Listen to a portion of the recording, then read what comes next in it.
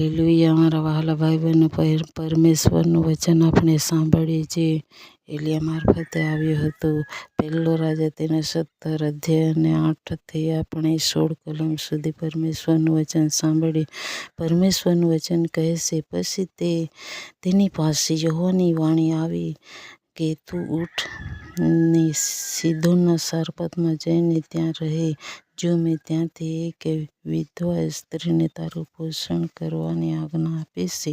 તેથી તે ઉઠીને સારપત ગયો ને નગરમાં દરવાજા આગળ તે આવ્યો ત્યારે જુઓ, એક વિધવા સ્ત્રી લાકડા વીણતી હતી.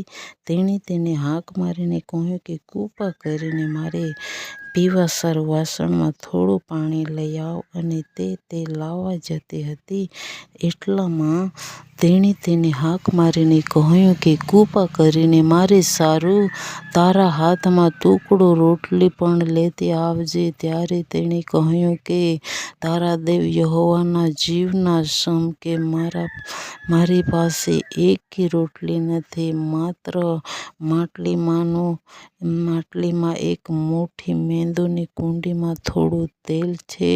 અને જો હું 2 લાકડા વીણું છું ને ઘેર જઈને હું મારી સારું તથા મારા દીકરાને સારું તે પકાવું કે અમે તે ખાઈને પછીથી મરી જઈએ. એલિયાએ તેને કહ્યું કે માં જઈને તારા કહેવા મુજબ કર.